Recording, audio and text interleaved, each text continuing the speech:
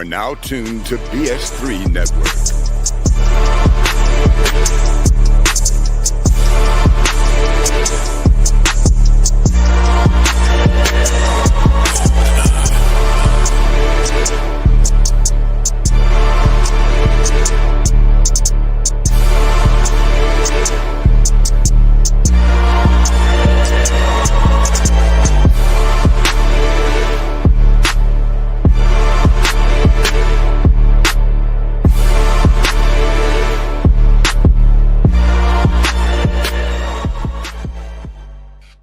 Bring it back. 1 2 1 2. Wah, wah, wah, wah, wah, wah, wah. You are now. We need Cole Johnson right here. When we bring it back, we need to play an announcement where Cole Johnson says you are now. Yeah. To the fourth time. Might be that. All right, man, get out. All right, sir, get out. No, I'm with it.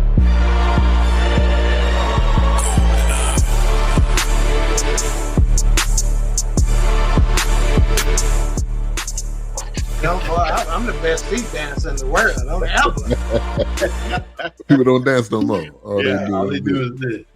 Yeah. Welcome to the forecast. Once again, it is the four of us. Can you believe it? Hardly. Yeah. That's 2 weeks in a row, ain't it? That's 2 weeks in a row. And that's amidst contract and negotiations too. Yeah? How'd that happen? But it's all right. Training camp's coming up, so we're gonna see. But welcome to the forecast. Myself, HRap, Mayhem, and King Dawk coming at you every time this same week. Every time this week, Mondays, 8:30 Central, 9:30 Eastern. Reviewing films, documentaries, movies, completely different way, 4 different perspectives. And tonight, we got a good one. And this is, something that happened in 2021, but the Trainwreck, which is a new series with Netflix. I think this is their 3rd or 4th one, but it's called the Astroworld Tragedy. And that's what we're going to review for tonight. We're going to start, as we normally do, kind of going around the room. And kind of how was your weekend? Weekend recap as we kind of go around. And Wilks, go to you first. This was actually a quiet weekend because last weekend I was helping my mom clear out some brush and trees that needed to be cut down, and they're old as Methuselah. But other than that, no, it was a good weekend. It was quiet. I made yesterday. I actually made chicken Slovakia. Made homemade pita bread so it was like a Greek kind of thing. So that was pretty nice. Did that, cut the yard, chilled. I had a oh gosh, I can't think of the name. I had a Rip Van Winkle cigar, which was pretty good. I heard that. Rip Van Winkle fell the hell asleep. Go HRap. I said Rip Van Winkle fell the hell asleep. What's the next line? I don't know. Damn, that's Peter Piper. Damn. Yeah, Peter Piper. Humpty Dumpty fell down. This is our time. Jack me number 1. Throw back. And he was quick. Something about OJ's pick or something. I don't know. Yeah. So that was good. It was good. All right. Doc. Man, okay, quit asking me what I do on the weekend, man. If I don't tell you first, don't ask me. And the reason why, because the people I do it with gonna think I'm not enjoying it. And just because I don't remember it don't mean I don't enjoy it. Shit, I don't remember, man. Let me give you a bullet point. You slept, you took a nap. Man, I'm really lost. I don't know. Oh, I know what I did. This is what's the biggest thing. I hung out with Chico on Saturday morning. Okay. See, that's good. That's the owner, creator of GoldenEye Creations, the producer of the beat for the forecast, Queen 3 and King, and several BS3 network shows. We did a little father-son, kind of chilling. He bought a new ride. Remember we talked about that last time, Wilks? Yeah. You buy a new ride. Every brother got to have somebody they take their new rides to. Oh, absolutely. That's what it is. That's like a rite of passage. That's my uncle and aunt right here, baby. My uncle and aunt. Yeah. Yeah. So did that. Did a little spring cleaning and getting ready for, should I say, summer cleaning, getting ready for the 4th of July this weekend, which will be hosted right here at the Dawkins Manor. Nice. You know, so me and the wifey did some cleaning up. Of course, we got nice. a lot of TV time in this weekend, watching some of our shows. Nice. I'm gonna get a nap on the Saturday or Sunday. If I don't get a nap, you know, if I'm not here on Monday, that's why. Yeah. And that's about it. Didn't do a whole lot, you know, didn't get out very much. I think me and Amani my daughter ended up going somewhere Friday to pick up something. I can't remember. But anyway, you know, it's a blur, man. When you are as sought after as I am, you don't remember, man. It's just, you just look back in the wake. Yeah, look at the wake. Yeah. I was over by Wilks' house a second ago picking up tables and chairs for the weekend. I don't know. I'm sun exhausted. When I walk from the house to the truck, you are about to melt. It is just, I don't know, man. That's why crime is up in the summertime. Yeah. Hot time. I don't know. Yeah. Hey, don't call me. People want to know, man. People want to know what you're doing. I'll call you. Matter of fact, the educator queen just left her. She was talking about the documentary earlier today. So hopefully she's back at the house and can pop on. But, you know, it's just family, man. Family time with the wifey. And every day is a vacation with the wifey. So I was on vacation this weekend. Yeah, good answer. Thank you, sir. Thank you. I get to stick around for a little longer. All right, HRap. We just want some bullet points, man. I don't need to know HRap, you talk what you ain't got to get no damn bullet point. You say it how you want to say it. If you want to speak in paragraph form, speak in paragraph form. If you want to give a damn soliloquy, essay, I don't give a damn. Clip notes. Right. What's that? Like man? a Like a Native American Chicago Blackhawks, now the Warriors. Chicago Blackhawks? Oh, Warriors. Yeah. Like Warriors. The Westinghouse Warriors. Okay. Warrior Weekend was this weekend, last Saturday in June. Every year's Warrior Weekend. That's like a class reunion or something of the nature. Alumni. Okay, it looks like a reunion. Yeah, it was every year. Class from '68 until they rebuilt the building in 11. Everybody comes out. We bomb this one forest preserve and take over. You know how many class reunions I've been to? 0. Exactly. You don't like nobody you went to high school with? Yeah, but that's the thing.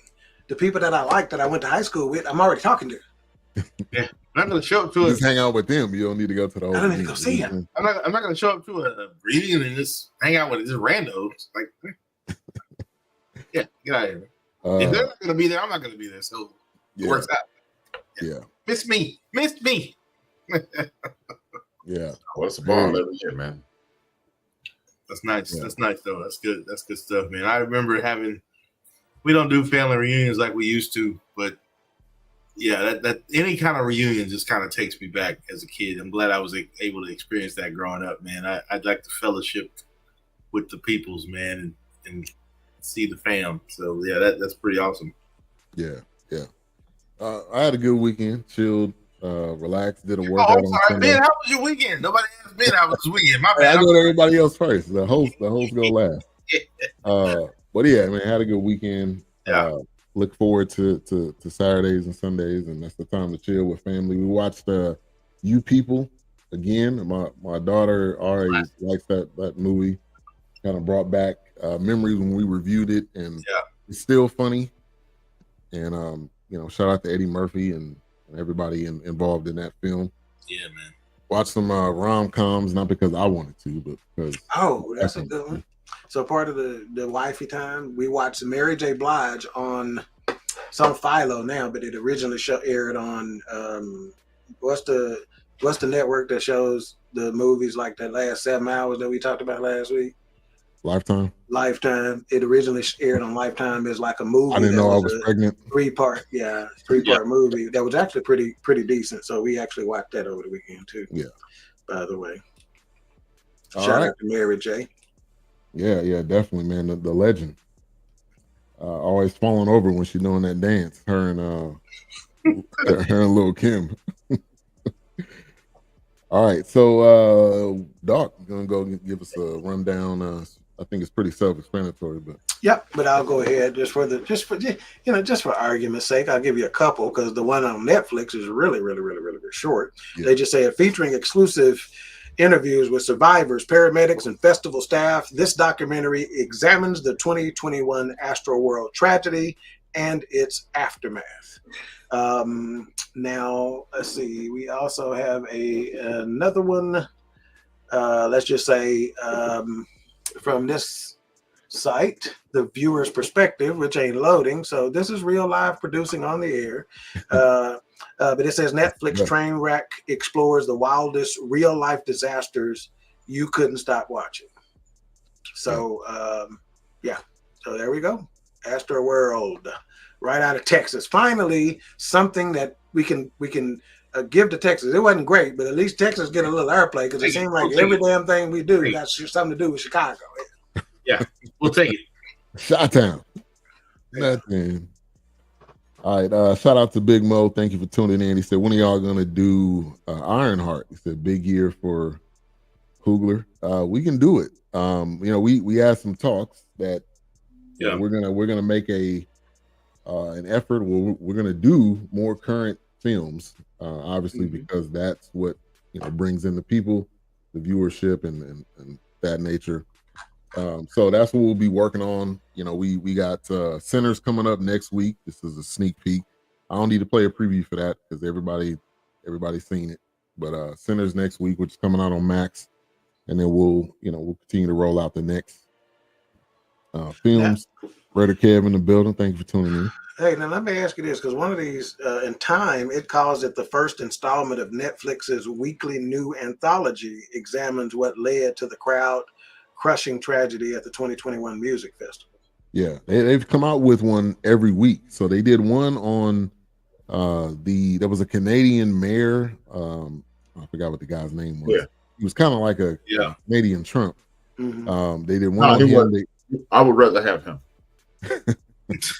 Okay. So this is a docu-series that covers different issues or different train wrecks, so to speak, every week. Okay, got it. Well, I hope they get that Nancy Kerrigan in there. Give me the crackhead versus the bigot. Hey, and honestly, dude couldn't have been a crackhead because he was fat. Most crackheads ain't fat. I've seen the crackhead. I've seen him briefly. Like, I don't remember much about him, but I remember kind of hearing about him. But then it was kind of like, okay, off to the next. The guy was hilarious. He was a people person. I definitely give you that. That's what I said. Give me him. Yeah. People. Just use so November 2021, Astroworld, which a little bit of backstory. Astroworld was the amusement park. Was like the Six Flags in Houston, and but it ended up closing down. So Travis Scott kind of named his tour or his festival Astroworld, which Texas doesn't have a lot of those. So it was pretty big. I felt like the documentary is initial thoughts. I felt like the documentary was done. Appreciate you. We didn't ask for it, but go ahead. Yeah, I know. I felt like it was good. Obviously, it was a tragedy, so you say good, but I felt like the way they presented the documentary, the people they had involved, really gave you a great rundown of what was going on. Not bad meaning good, but bad. Not bad meaning bad, but bad meaning good. HRap. Back and Run DMC reference. There you go. Old school hip hop tonight. One more, and everybody will throw their hats in the ring. But HRap, man, initial thoughts on this Astroworld tragedy. I got a different perspective. I enjoyed the documentary, but I was disappointed because it just shows how the American populace, we will do anything we can to save rich people. You got a 29-year-old person performing on stage, and I understand it's his concert, it's his movement, but when I watched, before I ever laid eyes on this, I said, this needs to be a Live Nation issue, not a Travis Scott issue. And they just threw it right at the feet of a 29-year-old man. I understand he's an adult. I understand he's the headliner. I understand that he organizes, but he's not an engineer. He's not the person in charge. Live Nation was in charge, and they kicked him in his face. I've never even heard Travis Scott's song before this. I heard the name, never paid attention to him, but I just didn't like the way that what we'll do is get the middleman, and then as the people in the documentary even said, we will let the rich people skate, and it was disappointing from that perspective. Very engaging in every other aspect of the work. Yeah, and really, he's not even the middleman. He don't organize the concert, the seating. That's not his thing. I think his part of it was if you see people on stage saying stop the show, which I don't know if you heard it or not. Yeah. But if you see people, if you visibly seen people in distress or laying on the ground or somebody yelling at him, that would have been his cue to do something. But other than that, I don't know what all he could have done. Dawk. Yeah, I didn't. I knew who Travis Scott was. I can't say that I was a scholar of his music at all. But obviously, just like the entire world, we heard about this tragedy when it took place. And of course, that's what they were doing. They were initially trying to determine, okay, who's at fault? Is it the artist? Is it Live Nation? Is it the security staff? Is it the planners? Because the way they set up the barricades, and I don't know that that's been settled necessarily. At the end, they said it was nobody. Nobody was at fault. Yeah. I think, culpability is shared, in a situation like that. You can't have an event that big and one person be left holding the bag, But, again, you had the Houston Police Department and maybe even FBI chime in on what the hell went on, and as far as an investigation is concerned, But, that's one of the things that you are always in a situation where that you're at risk for when you have big crowds. Simple as that. It don't matter what it is. Somebody could literally drop something that sounds like a gunshot. And people could take off running. There's a reason why it is illegal to scream fire in a theater. And that happened here. If y'all remember, there was a story. There was a cheer competition. That's right. At the Dallas Convention Center. And everybody ran, and it wasn't a gunshot. It was just nothing. hell around. So, but when you look at this on this large of a scale, and we'll get into it. I don't want to get too far along, but Wilks. Of course, I've heard of Travis Scott. I've heard of his music. I didn't listen. I don't have a library playlist of Travis Scott, but is he related to Jill Scott? I'll get back to you that. It's probably hidden under her left breast. But I'll get back to you on that one. So anyway, this was one that I didn't even know this was a third annual Travis Scott. That's right. Me either, man. Yeah. Me either. I didn't hear about it until this tragic, whatever you want to call it. But I'm like, well, whatever, So it was like, of course, there's not probably going to be another one, but it was just one of those things where this definitely stood out. Now, I will say time got away from me because I didn't realize it was 2021. I felt like it was like 2023, 2022 or maybe. But, this was interesting because like HRap said, and I felt like that this gave me Juice WRLD vibes. It's like you're surrounded by these people that see you doing these pills, doing these drugs. They're not stepping in. They're not saying they're providing you with your vices. And it's just like, Travis Scott, if you've seen previous concerts to Travis Scott, then you know what you're getting or what's going to happen. So Live Nation, you would think, hey, let's put these things in places with the local PD department or the fire department, because in the one they showed, you got somebody jumping off a railing in one video, and it's just like, okay, if he's this Elvis Presley to kids, if he's this huge artist for kids, it was like, okay, then you need to put everything in place. But it's like you wait until there's a tragic moment and there's a flaw in your safety and how you direct and conduct. And it's too late at that point. Exactly. It's too late when you see it. Let me get to the chat here. What's up, Knox? in the building. Thank you for tuning in. What's up, man? And also we got CJ in the building. Oh, CJ, you seem to be a Travis Scott fan, so we stay here, tap in with us. You know, join in on the comment. They're talking about my man's Travis Scott this episode. Wanga in the building. Thank you for tuning in, man. Feel like we hadn't seen you in a little while. You've been here the last 3 weeks. You guys weren't here last week. We've been here the last 3 weeks.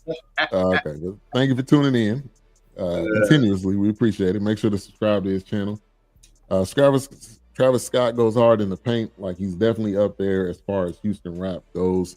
Oh, absolutely. And this is like a rave. This wasn't. I think when you think of rap, at least with me, when I think of rap concerts, you know, everybody's waving their hands, but it's not to the point where people are jumping into the crowd and to that point. So he's a different level of rap hip hop artist. I think he's in his own kind of category, and that's what they kind of showed here in the documentary. Is he's standing up on some of the speakers and that's his style.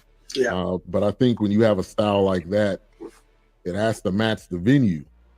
And I think that's where everything went wrong. This venue maybe wasn't the way it was positioned and worked out. But even when you go to the beginning of it and you're seeing people, they got these flimsy gates that you bought at a Hobby Lobby. Yeah.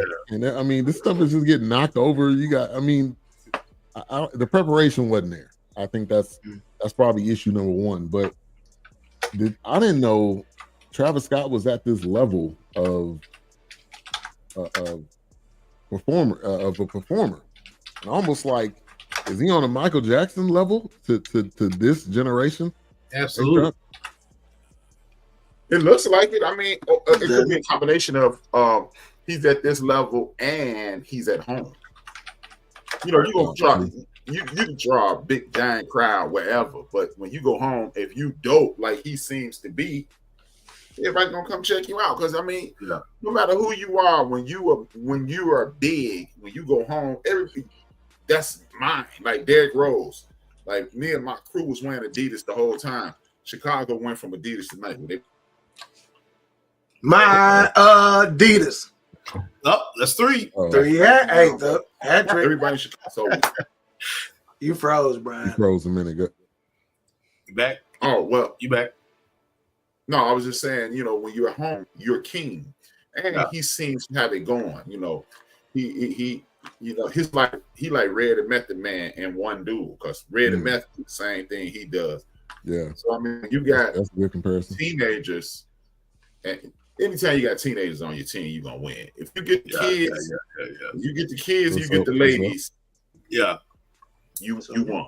Game over. Oh, absolutely. Yeah. And so the gates open at 10. Oh, go ahead, Wilks.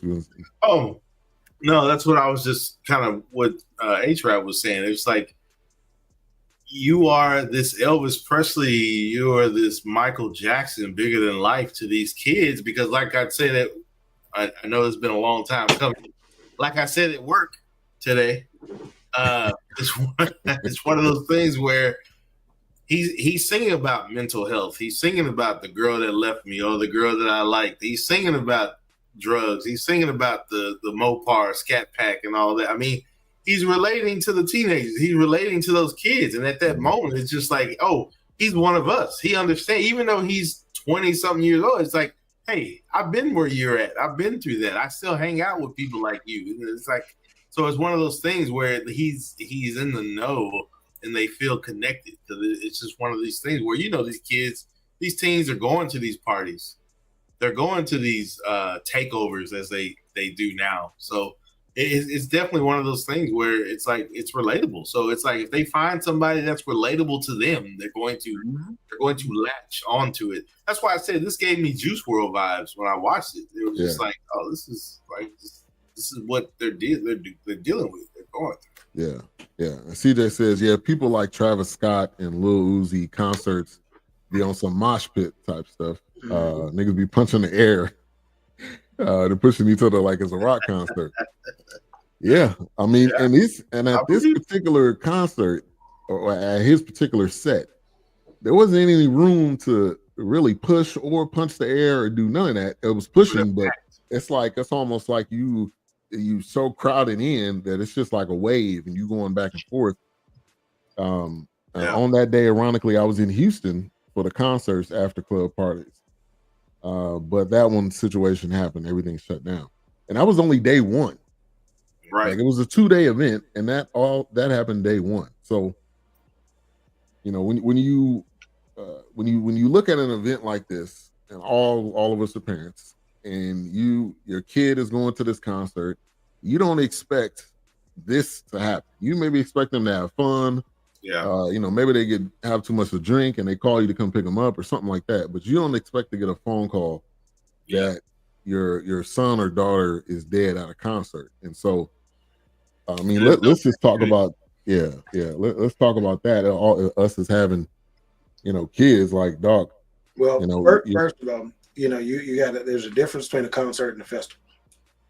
So that's the first thing parents need to understand. A festival generally is on multiple days, you know, and they're generally all day and multiple artists, right? And they're generally all day. So as a result, you are adding in other elements that you typically would not have for a basic concert, which is the element of hours, standing, probably heat, because they're going to have these outdoor festivals in a situation where they can be outdoors. So generally heat is going to be more of a factor. So physically, these kids probably were in a situation where they were probably more susceptible to what had taken place because there was already a, you know, degradation of their bodies, you know, from being out there. And generally, you know, the headline artist like Travis Scott was going to be last, you know. But yeah, you know, anywhere your kid asks to go, that's going to have a lot of people. You're thinking about that aspect of it, you know, what's crowd control going to be like, you know, things of that nature. And it can be as simple as taking them to the city park. If you were at the city park last night in a family city last night, like ours, Wilks and Ben, it was chaos at that park last night. I'm sure it was. You know what I mean? So much so to where you really felt like calling the police and saying, why y'all ain't out here patrolling to make sure don't nothing go down? Because it was a tinderbox. Meaning anything can be set off at any time. You know, when you got, you know, in this day and age, you got numbers and you got egos. And you got the heat. And you got no police presence. It don't mix. So, you know, so your daughter is asking to go up there. It's like, okay, I don't know if I want you in that mix. Right. You know, and you know, so like I said, it's a consideration every single time, man. You know, what's the crowd's gonna be like? It's just what it is, but that's where your faith comes in. Yeah, and this is one of those festivals, and this is one of those venues where there is no seating. There was no seating at all, so it's all standing. If you're in a, you know, a Texas CU theater like here in Texas, there's actual seats. So you can better monitor, okay, these are the amounts of tickets that were sold. These are the amount of people that's going to be here. They do, I think they do have a little area down front. But, you know, there's people monitoring how many people can go down there. But when you just have this is the amount of tickets, this is just a open area, and then you got people hopping the fence and people like one of the crowd management guy was saying at this point, when the concert at its festivals at its height with Travis Scott, you don't know how many people are there. Yeah. Because there was so many people just coming from all different avenues. So this was just I think a disaster that really was in the making, but nobody really addressed it or dealt with it. Yeah. So have I don't know that they did a follow-up, but has anyone heard whether those families, you know, sued anybody? You know, were there any lawsuits associated with this and what the end result was? If they said that in a documentary, and my apologies, I missed it. Yeah. At the end, they said that there were some lawsuits, but they all settled out of court for an undisclosed amount. So, and they probably have a non-disclosure agreement in place on those. So somebody felt that they were at fault, and hey, I got news for you. You better settle out of court, because you go to court with something like this. Right. If most juries are going to say, yeah, this is a problem. I mean, it was Live Nation for sure. I mean, Now there was one particular victim. It was Rudy Pena, who was his friends were in this, which I commend them to talk about one of the worst nights of your life. Basically. But his mother was on there and his sister was on here. So I wonder if they weren't included in that, getting paid off. But, oh yeah, because of the non-disclosure stuff. Yeah, because nobody else really was there from the other families that I saw. I think that was it. Now there was the family was there. Say that again. The girl who died family was there. The girl who, what was her name? Bria. Was that her boyfriend? I was trying to. Oh, they were just friends. Yeah, I feel like a dumbass. That's my daughter's name. He said, bro, that concert was so not secure. Like my cousins that are from Houston easily got through security and didn't pay a dime. There you go, right there. Hey, they bulldozed this.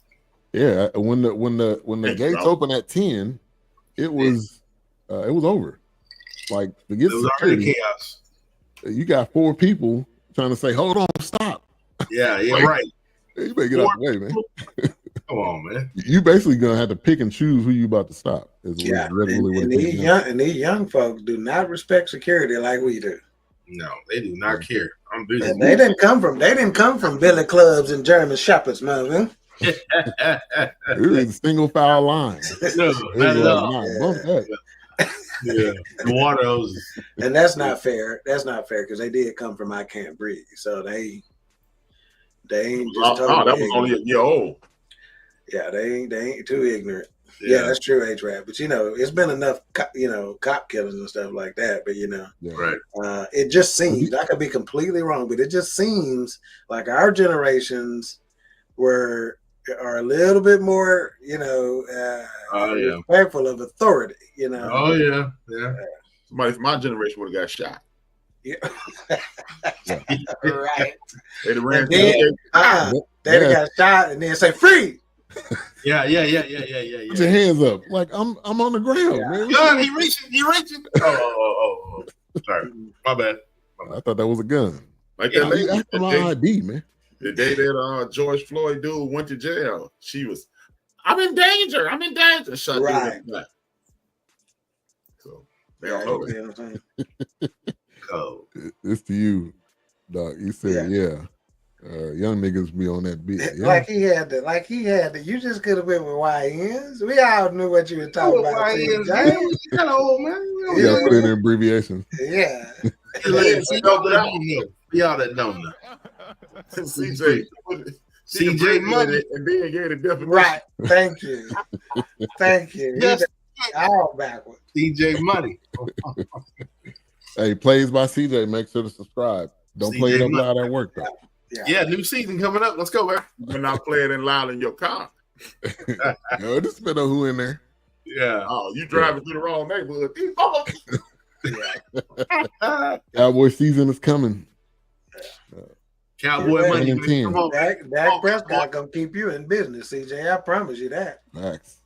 The Cowboys will keep you in business regardless. Promise you that. Yeah. Hey, y'all got that wide receiver squad. Come on, man. We'll see. But we got a quarterback that got a lump in his throat, though. We'll see. All right, so you feel me? Yeah. I got you. Reggie Miller. And he can't breathe either in playoffs. Damn. Hopefully stay healthy. That's the bottom line. Yeah, stay healthy, man. All these injuries, man. That's the trouble. Well, I know it's a different show. Sorry, go ahead. This movie or documentary, Unclock the New Fear. They never go into a concert without chairs. Yeah, exactly. And you don't need. I don't doubt it. And the educated queen don't need no new fears. But let's just keep this profile picture up for just a moment. What you say, boo? If I ask you to. Let me see if I can make the smile a little. Man, you got your eyes like that. Come on, listen. Hey, get them back tomorrow. He's killing them out here with the profile pic. Pressure. Get on their necks. Right, A-Trap. I mean, right, Will. Yeah, I love it. Man. All right. So, you look at this concert, and this is the key detail that I wasn't aware of. When you look at this festival, I just thought, okay, I honestly thought it was just a Travis Scott concert. I didn't think it was a festival. About it, when the news first hit, that's all I assumed that's what it was. That's what I didn't know it was all this in depth, and like Wilks said, I had no idea this was like the 3rd or 4th annual. Right. It was under 2019. Right. What was it? 2019 was the first one. They didn't have the 2020, so then that's when they brought it back in 2021. Yeah, ain't nobody told me nothing. Right. I had no idea. It was pretty quiet. But SZA was there. They had a long list of Well, they had to have scissors because there's some tape that you got to cut from time to time. The wristbands, you gotta have scissors. What they gotta do? Megan Thee Stallion. But yeah, man, they had a lot of artists, and Travis Scott was the main headliner, but there was nobody on his stage. So basically what happened was around the time when concert goers start to realize, like, okay, Travis Scott's about to go on, everybody starts coming over there. So everybody's trying to get the best position. Right. But the way it was like it was in the shape of a T. Actually, I got it up right here. They said after the SZA went out, they all red. So this was kind of how the venue was set up.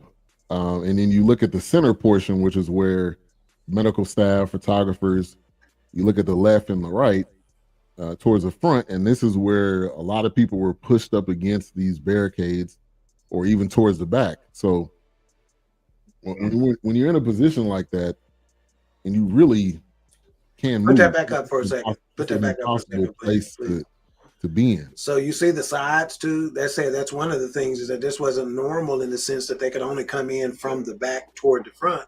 They could come in from the sides. So they said that was causing an issue as well.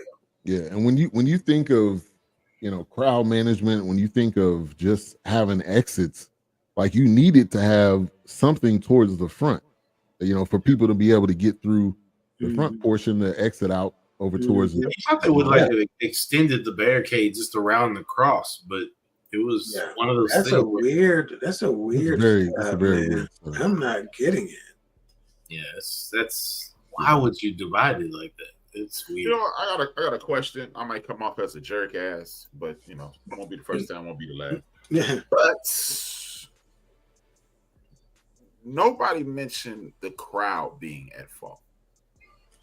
Of course not. They were rowdy when it first started. That's true. Go with that, HRap. I'll give you some support on that one. Because we saw from the very beginning. They mobbed the venue itself. They just started rushing it. And I know of a person who started a riot, and I won't say his name. I don't need him to get indicted. But and nobody got hurt. But it just. I'm being silly now, but seriously, everybody blame Travis. Everybody blame Rock Nation. Live Nation. But as I'm watching this, I'm going, it's these damn kids' fault too, man. They got to get at least 40% of the blame, man. Maybe even 60. I would say 50. Yeah. I think 40. I'm gonna settle at 40 because the venue should have been set up better, and that's all Rock Nation. But and while they were doing this, they focused on Travis, they focused on the paramedics, and nobody said, all these damn kids acting a damn fool. Yeah, right. I've been to Rock the Bells, and it's a 12-hour event, and you got like 17 groups. But because I was a grown man when I went, set my ass in the back. Yeah. Way back in the back. This sounds just as good from here as it would up there. Like I told Ben, I'm way over there. Yeah, I was in the back. I was on the grassy knoll. Yeah, and like the educators, Queen said, it ain't no seats, it ain't no King Dog shit. Right, because I'm gonna need to sit down, man. I bought my own seat. I was like, and when you. And when it gets to the point where there's people on the ground and you're literally standing on them. If you're in a crowd and then you're on like that and you're on the ground, that's the worst place to be. Yes, man. But and I think there was at least two people. One of them was the young man that was interviewed in this, the guy, the basketball player. He was Bree's friend. He went up there and said, "Hey, you got to stop it." And there was another person that went up there also. But everybody else was, was having a good time because then go back to the venue. You got people suffering in the back or in the front, and over on the other side, people enjoying it. So it's really hard to pinpoint really where everything was happening. Yeah, like Ben said, like one side was still enjoying it, but then one side was in chaos. Like, what was? Yeah, that's the only reason you have trouble in giving the crowd assessing the proper amount of blame to the crowd. Again, no, I mean just the rush. Trust me. Nature. Yeah. Trust me, I'm with you. There's some culpability there, but it's when you're how far back are you before you know what's going on? When you don't know what's happening, or don't know your impact. Are you 10 rows back or 10 people? Right. Yeah, when I say rows, I don't mean like chairs. No, right. But 10 people back before you know. Right. Are you 20 people back? Are you 50 people back? Because again, I'm willing to bet, like he said, the people on the left thought there was no problem. 50 people back thought we just having a good time, Yeah. So. Yeah. And we've seen the footage of Michael Jackson concerts, people fainting and getting carried over. Right. And that was different than this. This is people. My man was pretty stiff. That lifeless, I don't know if that was one of the people that passed or not, but he lived. Gone. That's lived. The dude who was sitting there that the lady saved. Oh, the one that okay. But I mean, carrying that like that's not a faint because I'm excited. That's a faint because I'm on the verge of dying. And when you think of Travis Scott, let's put ourselves in his shoes. I'm performing this show. I know how my audience is. I know it's gonna be rowdy. So people getting carried over, and it maybe not be a bad thing. So yeah, this is really hard to put it on one person, but obviously the venue got to get a large part of it. Yeah, there's called contributory negligence. So, several people or entities, contributed to the negligence. Simple as that. Live Nation, they're the promoters of this thing, which they said if you're in the music industry, right? They said this in a documentary. If you're in the music industry or the concert industry, so to speak, you work for Live Nation. 90% of the people, right? That's at a concert venue. They're Live Nation employees, and so you got to give some big time culpability to Live Nation, don't you? And think about it. Even the security force, they said it was 1 o'clock, 2 o'clock in the morning, the day of the show when they got the call. Yeah. So they couldn't have been very. It was like 3 or 4 people. Yeah. So and they couldn't have been very prepared. So if I'm filing a suit, if I'm an attorney, let me throw Mr. Lee out here, the famous attorney. Let me give him some stuff. If I'm him, Mika, what's his first name? No, Lee is his first name. I can't remember his last name. But anyway, if I'm him, I'm like, I need to know more about that. You got hired when? Yeah. And what was your training like? You understand? So whoever hired you has some culpability. Right. Because they didn't he said when I got there was no training. The dude that was working next to me told me what to do. And he said they go bum rush and they can knock the barricades now. That was his training. Just be prepared. Just wear all black, man. Just wear all black. Yeah. Let me get to this comment. Travis Scott was not responsible for this. That's like blaming the principal for how our school was designed if something malfunctions. Good point. The crowd was rowdy and had nowhere to go. And add on to that, the people who snuck in. And that's an unlimited number. You can't count that. Let's say lean on me. Take the chains off the doors. Take the chains off the Lee Merritt. Yeah. There you go. Mm-hmm. And they had the attorney that was Ben Crump. I gotta ask this question. I feel some type of way every single time something happens. He's the new Al Sharpton. He's there now, and it's. I hit a home run off of his nephew when I was 12. So go now. and I get it. That's a need. You know, when something goes wrong, you're there. But is this like a level of a vulture? Like somebody that finds the worst situations, and it makes him it makes him more the more go-to guy. I want to get your thoughts on that, HRap. That's a tough one. That's a tough one. Because it's the same guy.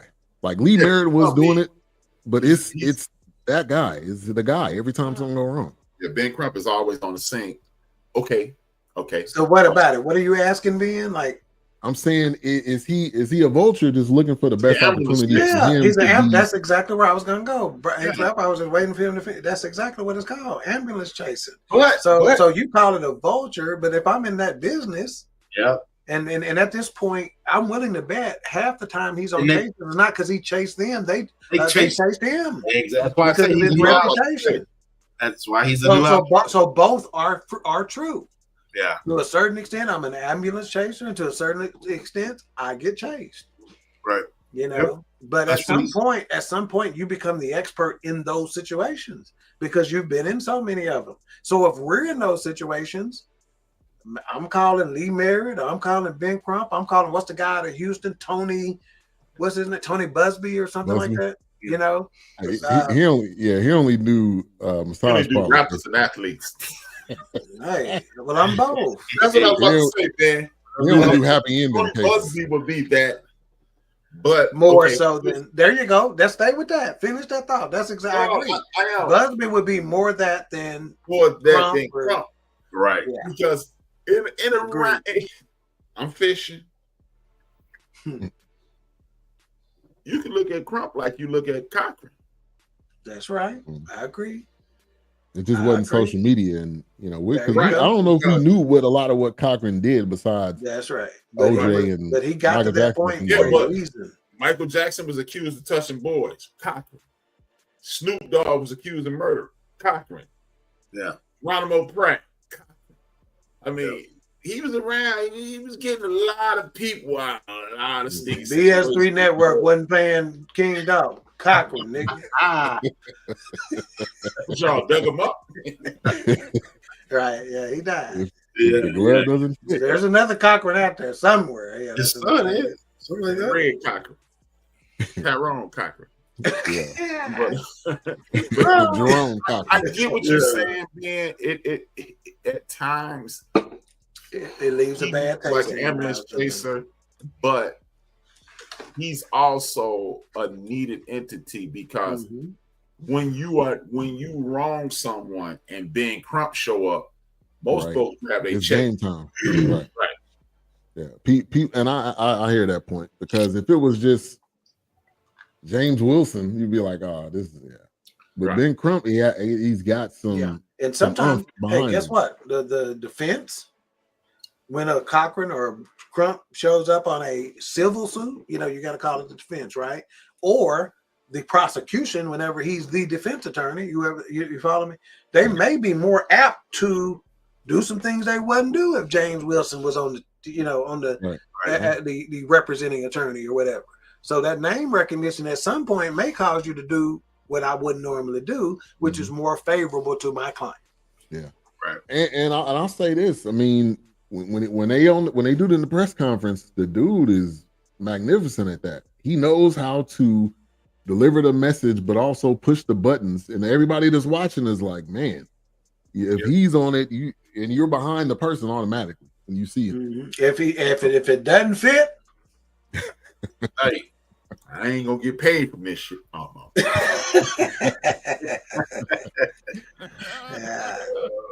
right, so the venue opened at 10.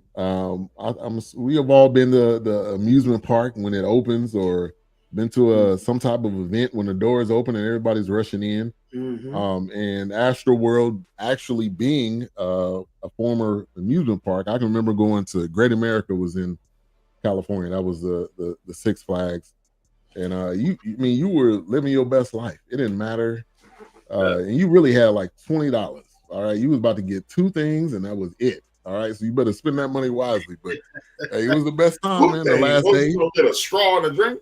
That was like one thing.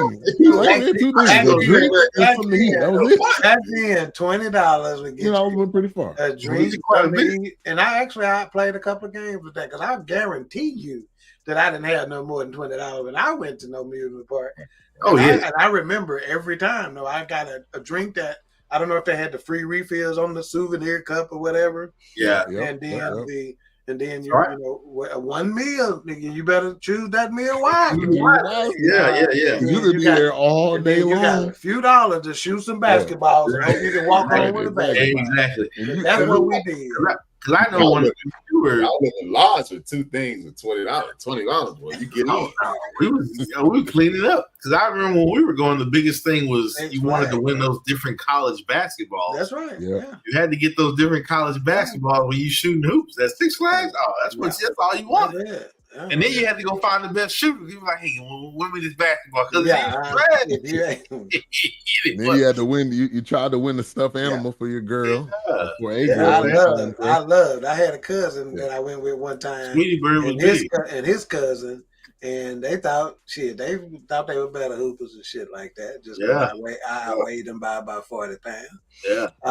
But Charles Barkley was around at that time, so I was like, shit, I'm gonna win the bat. And I'm the only one bouncing that bitch on the way home.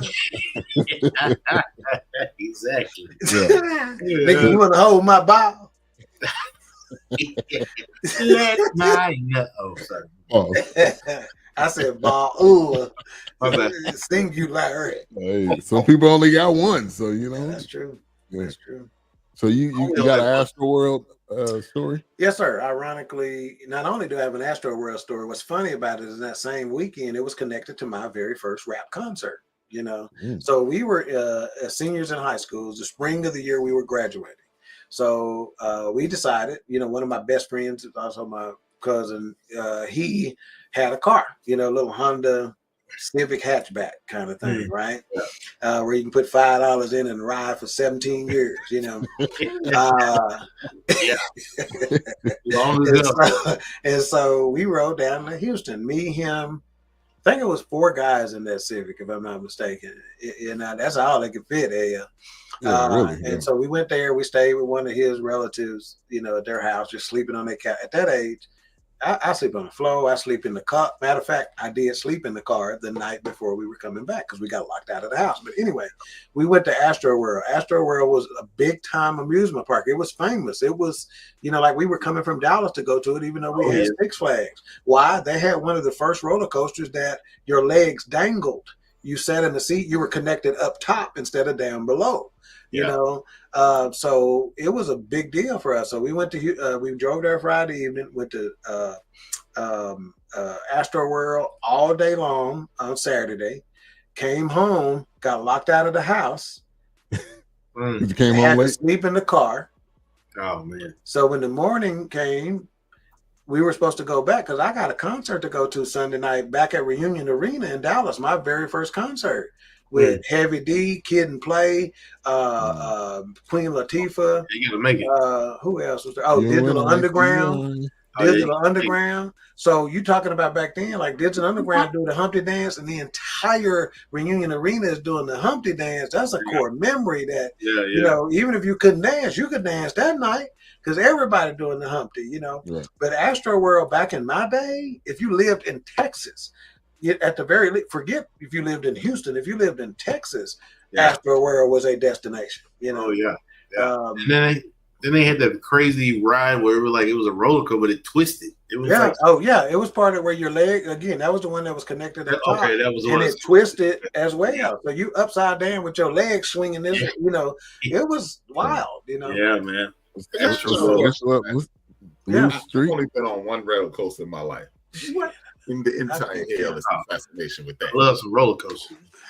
I don't know. I don't thrill. know if it's that's why they call it thrill. Rush, it's that rush, man. I don't know if it's you define gravity. Whatever with this machine. Speed and gravity. It's just like you're flying. Yeah. It's a blast. Because I'm this close to being too fucking scared to do it. Right. You know, Oh yeah, but I'm done. do it. Like for me though, one of the worst amusement park rides in the entire world, history of the world, which I rode probably 5, 6, 7 times, was the Cliffhanger in Dallas. All it did, in Arlington at Six Flags, all it did was took you up. Yep. In this little elevator looking thing, but you were sitting down or whatever. Yes. It took you up, paused, pushed you out, and dropped your ass. Yeah. You know, and I think it it was like was 4 called Drop stories. Zone. Yeah. I think it was 4 stories or some shit. Yeah, like was that, fun. and they were making it a big attraction. I do remember the Cliffhanger, but it was like every time I got on the Cliffhanger, nigga, I was like rethinking life to see, like, nigga, what are you doing? Like, why would you do this? But you know, this one, Lord, I will do right. I will never steal a honey bun. Got right back in line again. Yeah, and that stole Cliffhanger some was more dope. honey buns when I got back to golf. Hey, and they actually, But the Judge Roy Spring, the Shockwave, the Cliffhanger, Shockwave. Did I say the Shockwave? Yeah. The what was the first wooden roller coaster? The Giant. Yeah, that was gonna die. Now, by the time Superman and Batman and all them came out, I was done. Right. You know, my bulging disc say you ain't riding no more damn roller coasters as bad as I want to. done. You're right. I'm finished. So I loved them. I'd ride them. It wasn't a roller coaster made, I wouldn't get on. Oh yeah. They have a Facebook page. I think it's called the Slingshot. It's the same thing where it drops down. They got a whole Facebook page. I think it's in Tampa or Florida or something. Yeah, they got one in on them, and basically they just post people fainting, people throwing up, people like yelling. I used to get on walk the Sammys and get shot at. I used to walk the Sammys. That was it for me. His roller coaster. Yeah, all the grab. Once you live through that, y'all need no more three. More roller coasters, man. When they was on the news and they had like every single summer somebody fell out, I was like, I didn't even know about that. It was getting complacent. They weren't checking the material, the product. Yeah, because most of the time it's high school students or right out of high school working the machines. Like, I can't trust you, man. To monitor if I'm buckled in, if this thing operating correctly. All right, so there was a group of three guys. The fourth guy was the young man Rudy. They burgers and fries and shakes. Nigga. So the three guys that went to the concert, and I think we can all relate to this. You know, you going somewhere that was like, man, we had the fits ready, we had the glasses. They were excited because, and I think they came from Laredo, but it was people coming from all over, you know, to come to this festival.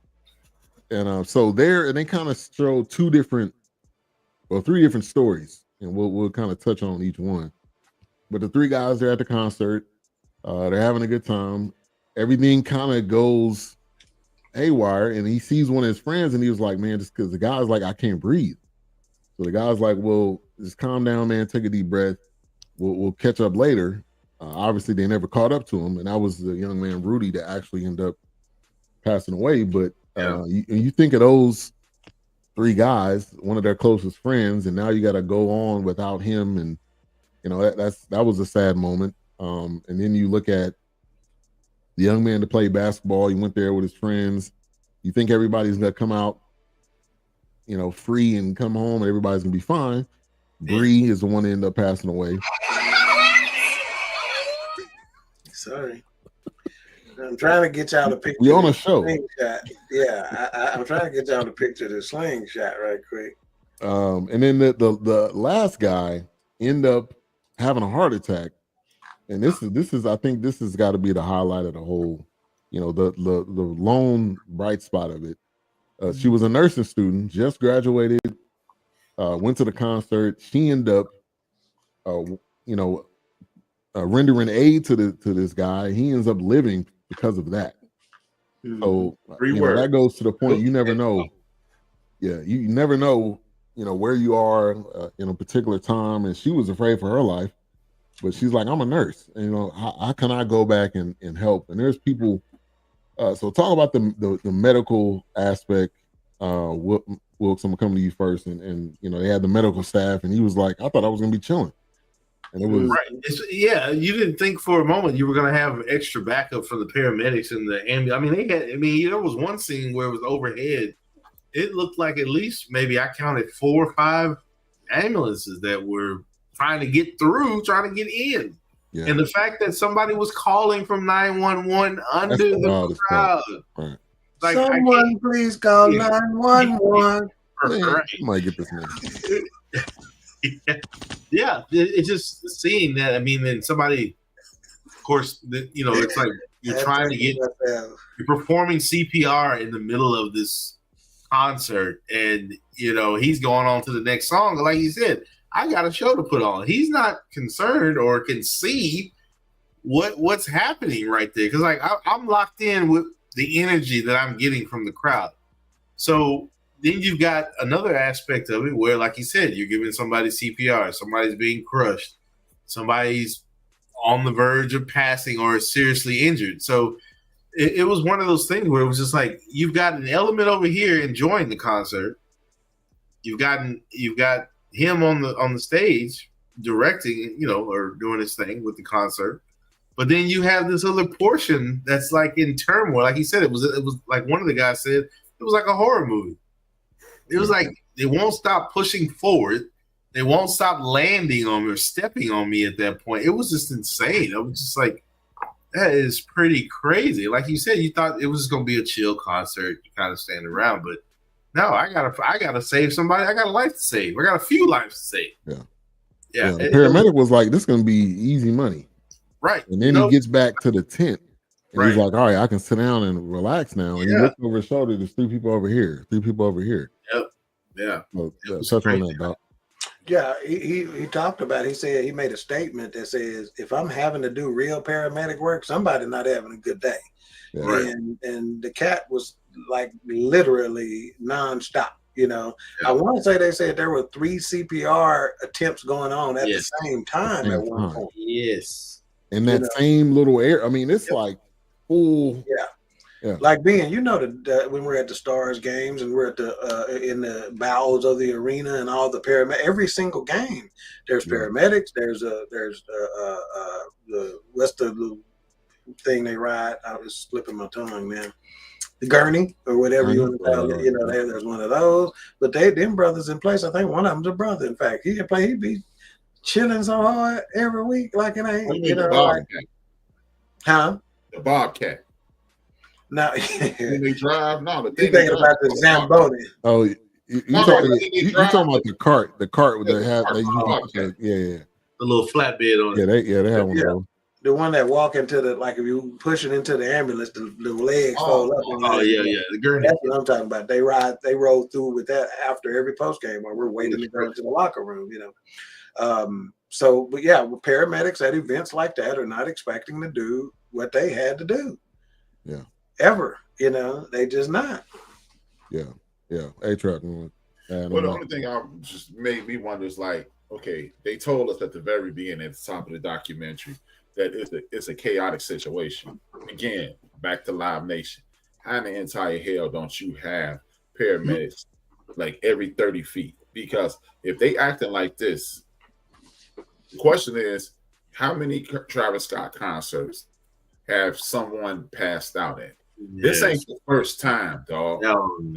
So, and to show you that the young man did have empathy when he locked in on somebody, he did stop his concert. He did say, help that person. And then, so maybe this is happening so frequently that when he said, help them, okay, they got help. Back to business. Yeah. Absolutely. I can't see the young man. I don't see him as being just coarse, individual who just I got to sing. He gonna do it. The rest of y'all have a good time. He ain't coming to the next concert no way. Right. He didn't give me that vibe. Yeah, that he knew exactly what was going on and decided to. I'm just gonna keep going. There's no way he knew exactly what was going on. Right. He's trying to perform, number one, and they're talking to him in his ear, but what are they telling him? Exactly. And is he able to process that in the middle of singing, lift your hands up? Yeah. Everybody say, whatever, And you know, like he said, the guy put up the manuscript and he said, you know, he's talking in his ear. Or, he went back and talked to the sound man. Is like, all right, this is bad. Like, you need to cut this off at 10 o'clock. I think is what he said, or 8 minutes or whatever. And they left it for another 40. Right. And so if they did say that in his ear, like, I think he would have stopped it. And who They're like, look, there's people also, literally dying. Okay, I'm glad we're here. Okay. Because they said, here's the deal. Speak truth to power. Yeah. That means you're telling the proper authority what the truth is. You know, the person who has the power to do something about it. You know, so did you speak truth to power, or did you try to, shit, I don't want to be the one to shut this down. Yeah. So again, I don't know if y'all have ever been connected to something so huge that there are consequences if you shut this down, and it shouldn't have been shut down. Yeah. That's an aspect of it that, you know, it's real. Okay, I'll give you an example. We spent probably 6 months, maybe almost a year, in getting this new software system for an entire claims department. We're changing from one software to the other. When we got to roll it out, you got to put in all your coding. You got to do all this stuff and make sure it works. The morning it was supposed to go live, always I cut it off. Always. Sounds familiar. I cut it off. Always. And when I say the VP looked at me and said, "Are you sure?" And I said, "Don't roll this out." And fortunately, an hour later, he was at my desk tapping on me and said, "You don't know how much you just saved us," because they were able to verify what I was saying wasn't working properly. Wow. Yeah. But when I say, I probably told him 5 minutes later than I should have, because I was like, I can't tell them to shut this whole. You got 3 regions. So my point is, you got so much money riding on this. You know, so with them, if you're not talking to the guy in charge, you know, or the girl in charge, speak truth to power. That was a statement that was huge to me in this. Yeah. Oh yeah, absolutely. Who you getting this information to? Now they said at one point that the person who had the decision-making authority couldn't be found at the time. Yeah. Where was he at? Going to knock him some off? He's Scrooston. Yeah. And so and the guy that was from Billboard that was being interviewed, he made a really good point when he's like, all right, Travis Scott sees this and it's like he was processing it. And I think to your point, HRap, I think he was like making sure the guy got to a safe location. I don't know if he was thinking like, "Oh, I need to shut this down," or he was more like, "Okay, this particular person I can tell is not doing well." And like one of y'all said, if for instance, Michael Jackson, we don't see people faint all the time. HRap said, "Have other people passed out at his concerts before?" I'm willing to bet absolutely. Probably several at each of the festivals that he's had, you know. Oh, absolutely. So you're not knowing people are dying. You're not knowing that this is one of the worst ever. Another aspect the documentary brought out is that this was post-COVID. So people had this "we've been locked up" mentality. So we're gonna let it all hang out. Yeah. You know, so there was a different element to this one that nobody was necessarily aware of. We weren't thinking when we rolled stuff back out and opened stuff back up that people were going to be in this mentality. You know, y'all remember after COVID at games and stuff like that, people was fighting everywhere more than ever. Every week you got 2 or 3 stories. Somebody at a Colts game, somebody at a Kansas City Chiefs game, somebody at a people fighting in the stands. Man, it was crazy. Week, 2 or 3 stories. But that's what post-COVID was. It like people was, you know. And you think of someone, or you think of a large group of people that aren't as mature. They aren't 30. They aren't 40 years old. They're excited to just be somewhere, and they're willing to do whatever to enjoy that time, even if it's standing on top of somebody. Even the ex-police chief or whoever he was, he said kids are gonna be kids. They're gonna be doing kids things, you know. And like you said, you've been locked up and cooped up, and a year later you get to go back out in the public and at a venue like that. Like you said, I didn't even know it was a festival. I didn't even know it was a thing until this accident happened. So, or whatever they'll call it. Tragedy. You know, tragedy. Sorry. It was one of those things where it was just like, oh, is this a new one? Like, is this the first one? No, it's not the first one. So, yeah, it was just one of those things where it was kind of like Doc said, we're gonna let it all hang out. We're just gonna have a good time. We're gonna go crazy. We moving from stage. Can I be honest? Can I be honest for fear of a slightly embarrassment? Like, I'm wondering at this point, as the documentary is going, I'm like, how did they die? Like, it still doesn't register all the way with me that in that situation it can be compressed. So the actual cause of death is called death by compression asphyxiation. Yeah. Okay, and in that particular term, again, death by compression asphyxiation refers to fatalities caused by external pressure on the body that restricts breathing. This can occur when a person's chest or abdomen is compressed, preventing proper inhalation. It can happen in various scenarios, such as being pinned under a heavy object. I can dig that. Caught in a crowd surge. But how long? Because due to specific restraint techniques, like the one used in the Eric Garner case, leading to Black Lives Matter slogan, "I can't breathe." Yeah. Okay. So again, I was asking, okay, was this oxygen deprivation or being squeezed to death by the cloud? And the answer is both. Both. So being all three. There's people on the ground. You hear how many people talking about they was looking up, and this guy was like trying to say steady they breathing, and they were telling him, man, I can't breathe. Yeah. I mean, think about how tight that had to be, man. You got to be getting pushed from all sides. Your lung can't expand. No, yeah, comment probably. It's probably no. Big Illinois. Yeah, you can't. I was laughing at this. I'm sorry. It sounds like a ticket moment, Doc. Yeah, so again, you're talking about later in the documentary. So at the time, I'm getting this early on. Like, was this oxygen deprivation or being squeezed to death by the crowd?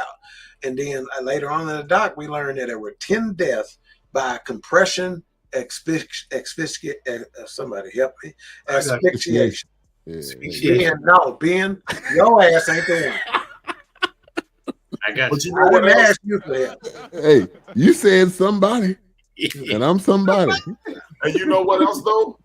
Imagine your breathing constricted in the midst of a panic attack. Right there, you go, and that's probably what your body over the edge. Brain is exactly nervous. Right. Because your brain is saying we're pinned. Yeah, because your brain is saying we're pinned down at that point. Right, and think about it. Even the people that survived started thinking already, "Am I going to die here?" They said it. Yeah. You hear that all the time. She's like, one of the person I think was on the ground. Somebody said it was like all of them. And she was like, "Am I going to die down here?" One person said it was like drowning, but in people. God, dog. Drowning, that's the worst, man. That's you think you're having the best time of your life. Crazy. And you end up dying at something that you thought was going to be fun. Because one of them said, when you had the large crowd and it's going back and forth like this, and if you miss your footing just that much, you can end up on the ground. That's it. And that was the nurse that she said, that was the one that said, "I'm gonna die here." Like, and somebody reached down and grabbed someone. Like, it's. Hey, what I like about this, man, is the way they did these interviews placed you at the scene. Mm-hmm. Hell, I damn near started losing my damn breath watching this shit and hearing them. And the camera angle that they got from the cell phone, that's what I'm like, man, y'all collected all of this information. Like, one of the worst. One of the worst ways. This is why I stopped playing offense. Because I got caught up on the dog. Oh, yeah. You hadn't had a panic attack playing football and you carrying the ball and you got 12 people. You can't get up. Oh, my God. That's what I'm saying. Like, I can't even imagine. And when it's a fumble and there's a pile up and there's somebody on top of it, and it's 3 linemen on top. One on the bottom. Yeah. I don't know how more people haven't passed out or died. Yeah. What do you think you got? That's not a power bottom position. That's just the bottom. Hey, that's a horrible position. Yeah, that's horrible. At the bottom of the dog pound. I mean, yes, that's good. That is produced, that is created, that is constructed specifically for your enjoyment, sir. So I hope the fact that HRap got a giggle out of it is a bonus, but it was for you, sir. Yes. I want you to know. Yes. Thank you. So I wanna take this minute to pull up a graphic of all of the the victims. So Axel Acosta, And the 9-year-old? Where is your 9-year-old people? Ezra, What? Where Danish, is your people? Madison, Going there. John. This kid John was 14. 14. Jacob, 21. Franco, Rudy, who was one of the friends of the guys. Brianna, 16. I'm not gonna try to say that name, but she was 22. Barty. Barty? Barty over here. Oh, Barty over 22. there. Barty. Quit hitting Just don't. your drops on me. It's the audience, man. It's the audience. The studio audience. But Hey, the 9-year-old, like, obviously he had to have been there with a parent, right? But yeah, Or where is your older or parents? They something. probably declined to any That would be that amount of pain. Yeah, because they probably are beating themselves up about it. Yeah. They declined definitely. Oh, And so he said if they're going to glory. wow. Wow, Nickel Slick. Thank you. That's exactly what I was thinking. That's exactly what I was thinking. I'm not calling you Nickel Slick. Talk about your Lord Savior Jesus. But I know we're about to wrap up because I gotta pee. The fact that they talked about somebody being injected with drug needles. Yeah, I saw that. Okay. And then the other couple of things are just the fact that he started getting issues with his sponsors, like Nike was about to release a shoe, I guess, with him. Yep. Right. And then Coachella, that appearance was put into question, Yeah. And when you look at the kind of the aftermath of everything and the interview, he did the apology on his, which got a lot of backlash. Yeah. And I think as a culture, we got a bad problem of trying to judge how people apologize, judge how people mourn, judge how people deal with things. That's the society nowadays. Was it best for him to go on Instagram Live and do the apology? No. That would have been, to me, that should have been a press conference. Based on, think about it, the people who did not like the apology were not the people that he was talking to, probably. That ain't his fans. That ain't his followers. Well, some of the fans on here was like, they didn't agree. They didn't like it. Yeah, they're not fans of his no more. But I mean, what do they want? Probably not. But that's what happened. You put him on a pedestal. What do you expect? He's got a show to command. He's not God. Yeah, this is what they said at the beginning. They was like, this dude is God to some people. You like it because again, he's not God, but apparently, if I interview with Charlemagne the God, you like that better, right? Yeah, that's the fight. That was a sit down, more of a sit down interview, but he couldn't win. It really didn't matter what he did, 100%. How he would have apologized. He wouldn't have won. Yeah. As an official, when I make a call, if I got both sides pissed off at me, I made a great call. I'm doing good. I'm down the middle. If I've had both coaches yell at me the whole game, great. Good. And years later, this was 2021. We're not at 2025. He dropped that album. I think that was 2023 or 2024, and it wasn't even brought up. So time. I know that the saying is time heals all wounds. I don't necessarily agree with that. Time, erases. Let me give you something else. What they call a news cycle, HRap, you'll know it. Is it a 72-hour news cycle? Most of the time. This one might have got a 144-hour news cycle. But my point is, once the news cycle is over, it's over. Once it's not above the fold. Now again, this is what we used to call it when terrestrial newspapers was coming out and stuff like that. Not everything online, but if it wasn't above the fold, if you can't see it when it's in the machine, if you can't see it, when you walk by the newsstand, y'all got newsstands still there. Nobody's reading. There's a city that would have a newsstand. I would think it would be New York, Chicago. Do y'all got newsstands, HRap? Yeah, we still have a few. Not a lot. They still have some in Maryland when I was out there. Yeah, if it ain't above the fold, that means when your newspaper is folded, it is above the. If it ain't that, it's a wrap. Yeah, and really the people, the families are the ones that gotta mourn and deal with it every day.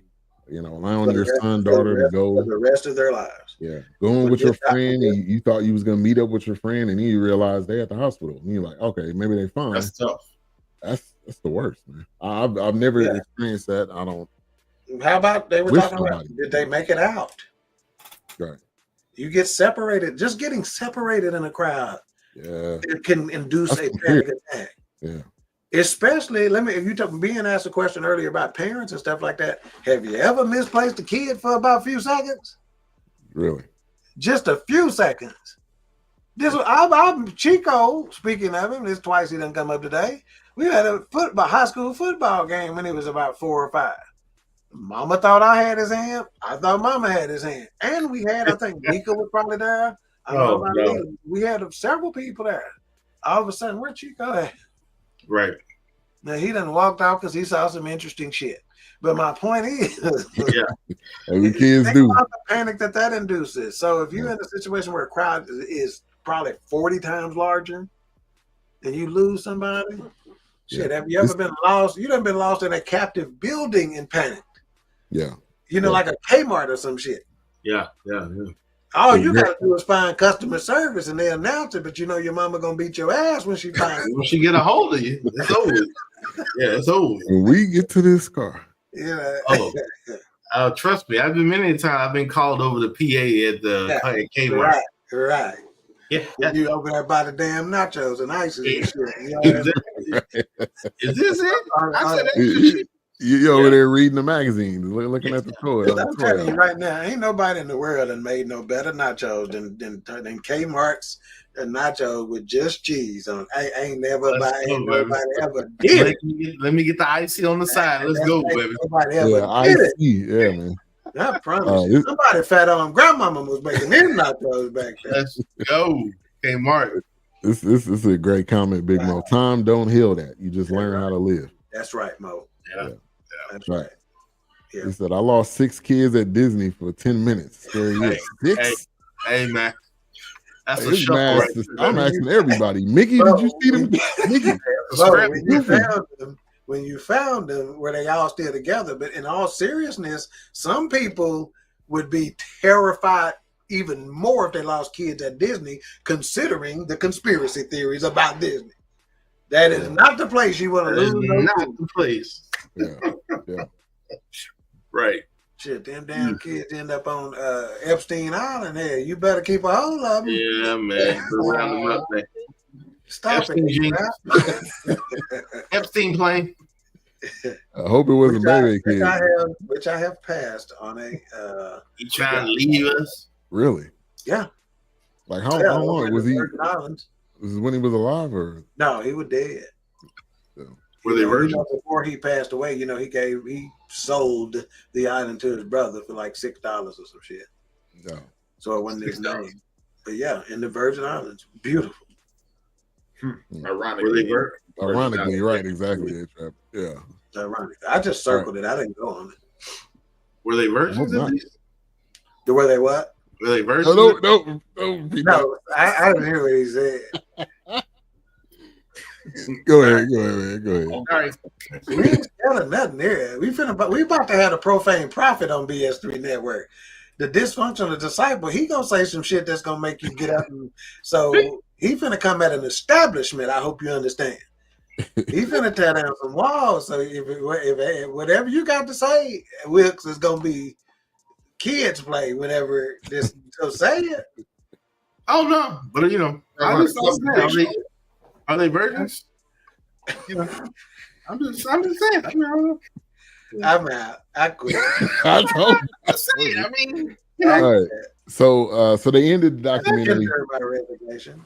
They ended the documentary saying Live Nation worked with Travis Scott again in a 2024 concert, which was the highest grossing concert for a solo artist. So, and I'm not surprised about that. Live Nation, they said they're basically like, the whatever you can think of, the highest level of concert promotion. Yeah. So they're gonna work with everybody, Beyonce, Jay-Z, whoever. So I'm not surprised. And Travis Scott, I'm sure he dealt with a lot of backlash, but I don't know if this documentary is going to stir up more, or Nah, is it going to probably kind of not. brush too? Not anything This is significant. Anybody worry about Puff Daddy now, man?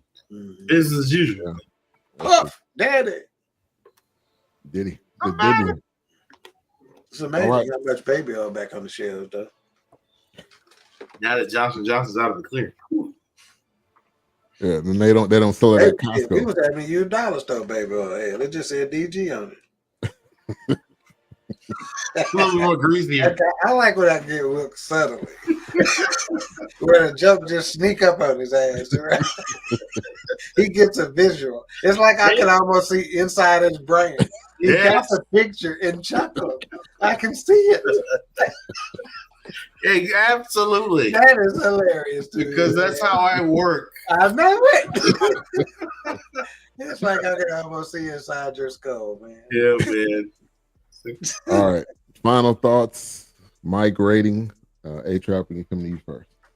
I'm gonna get about a 4, Mike. Man, I enjoyed it. It just was a horrific situation, and only thing about this documentary is the fact that they hung a whole lot of this on the performer.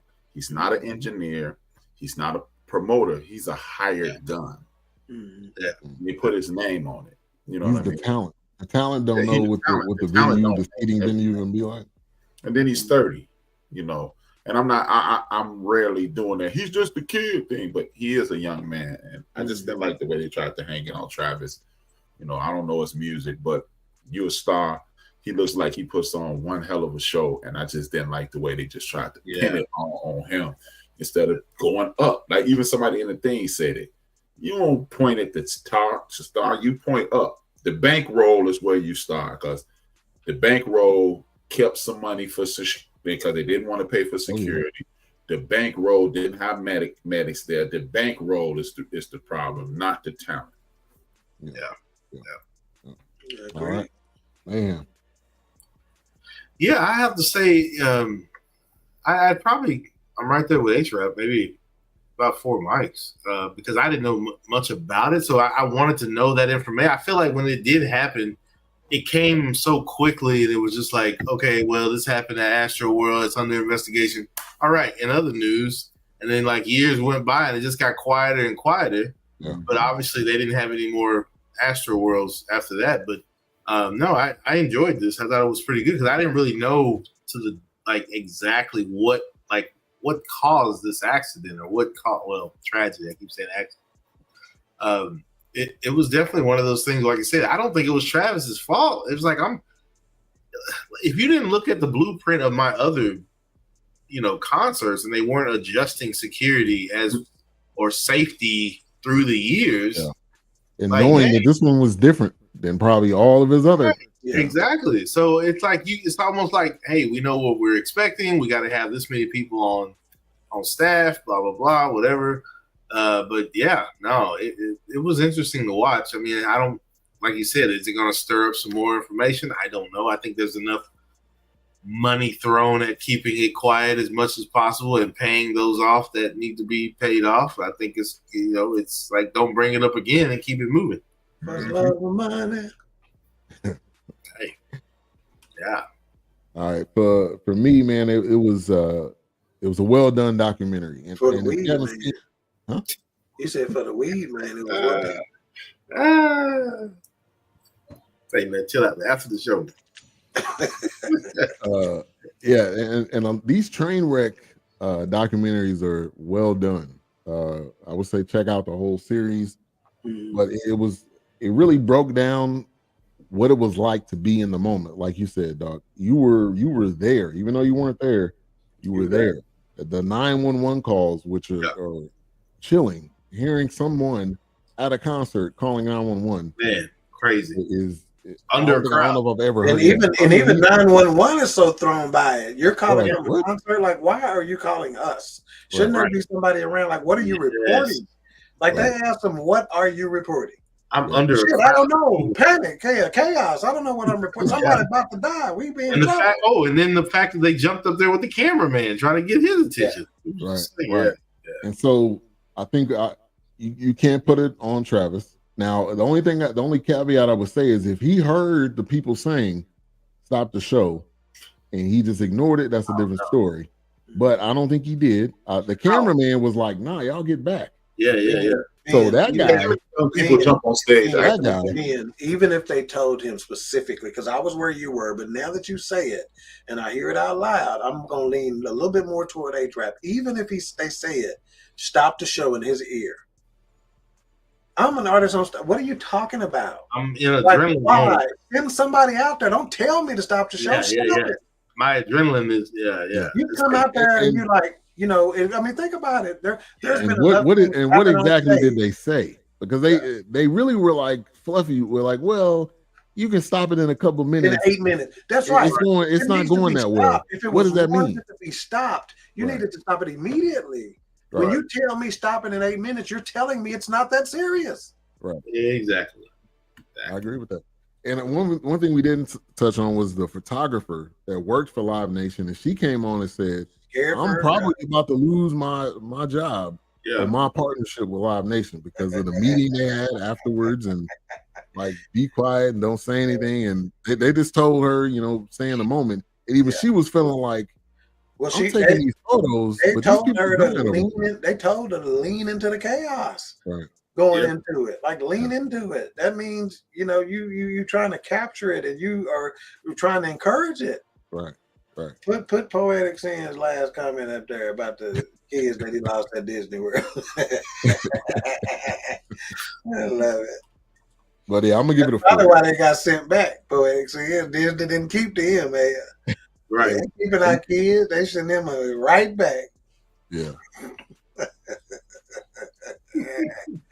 All right, Doc. Yeah, imagine a bunch of hood kids on Epstein Island. Shit, you think they gonna put their ass on the boat so damn quick? Yeah. Like, no, we don't want to. Trying to drug them. Nigga, we was high when we got here. Hey, what you talking about? Right. They ain't gonna stop nothing. It ain't coming.